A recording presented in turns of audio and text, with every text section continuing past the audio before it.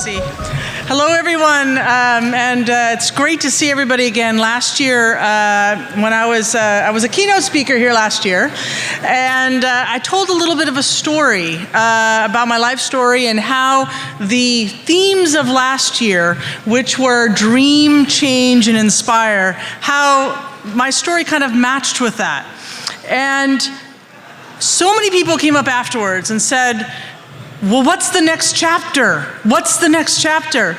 And it's amazing how the next chapter matches so much with what we have this year, which is this transition from dream, change, and inspire to where we are now, imagine, innovate, and inflect. So I'm going to step back here and just to give a recap for those who were not here last year about the dream, change, and inspire. When I was 14 years old, I was inspired by a speaker to write a list of life goals. He said, what would you do with your life if you were 100% guaranteed to succeed? Now think about that for yourself. What would you do with your life if you knew you were going to succeed? So, I don't know, I was 14 and it was an Olympic year, so I wrote down I wanted to be an Olympic athlete. Now I was a JV junior varsity swimmer and track athlete. So that was really crazy to be able to say that I could do that. But I wrote it anyway. And of course, what do Olympic athletes do? They become TV commentators. So I wrote that down too. And I said, I want to be a pilot. Now, there were no female airline pilots, and I wasn't thinking of being an airline pilot at the time. I just wanted to fly small airplanes because I drove by the little airport where we lived all the time, and I just thought that was magic, that airplanes could fly. Well, over the course of the time, I went to Stanford as an undergrad, and I entered an essay contest to be an Olympic torchbearer in Lake Placid.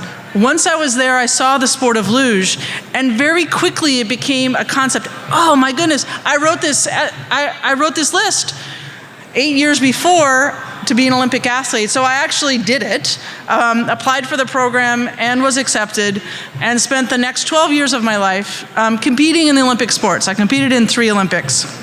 And as I was wrapping up my athletic career, I was asked by KGO TV here in San Francisco if I could do some evening news. Went back to my list. Lo and behold, at that point now, it was 15 years prior, and sure enough, so I worked here in San Francisco in the evening news. Now, while I was at the evening news, I walked into the weather station at this TV station. So those of you who know, you see the weatherman, he gets up there and he talks about all that stuff. Well, weathermen tend to often be pilots because weather and pilots obviously go hand in hand. And I started looking at the weather charts, and he said, "You're interested in this?" I said, "Yeah, someday I want to be a pilot." And I never forget his response. He said, "Why don't you just go to the airport and try it out? Take 3 lessons. Take 3 lessons." As I didn't know anything about flying, so I went down to the Palo Alto airport. I was 28 years old. Walked in. I knew airplanes had wings. That's about it.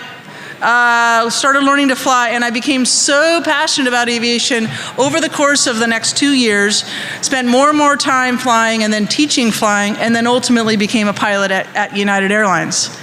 So this is where the next step happens, right? So yes, I checked off those boxes, became a pilot, worked in television, a 3-time Olympian. I get back to that word inspire. So what happens next? As a pilot, I became a pilot at JetBlue. And then over the course of time, while I'm a pilot, and JetBlue's kind of known for being innovative, spent about 13 years, and JetBlue said to me, "What is it in Silicon Valley that is so special?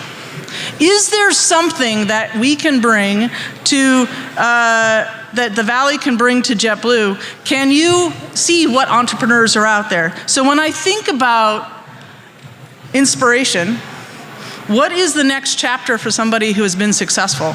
The next chapter is to inspire others.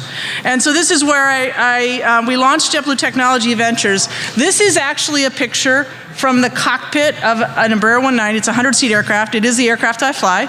I took this picture.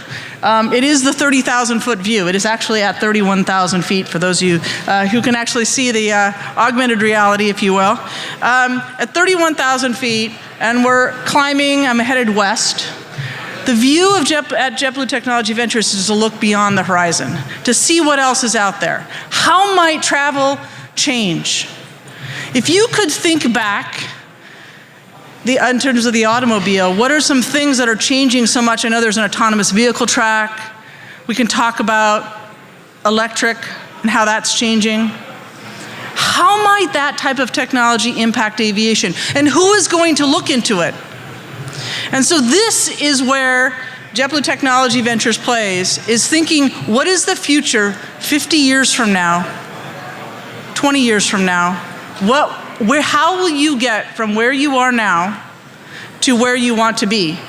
For those of you who are from here in the Bay Area, you may be in the autonomous vehicles, it may be the vertical takeoff and landing helicopters. For those of you traveling down to LA, do you think you'll still drive on the 101 to drive up to San Francisco, to go through security, to get on an airplane, to sit in air traffic control delays, to wait till you get to go down to LA, then wait for your car to get to your destination? That entire journey may be taking 5 hours. Our vision is to empower entrepreneurs to help us change transportation. And that's where I think of where today's conference, why it makes such a difference. We've imagined that transportation will be different. We're partnering on the innovation out here to see what it might be and how might it inflect and change our business. This is what corporate venture does, is it thinks about how can we disrupt ourselves from the outside in.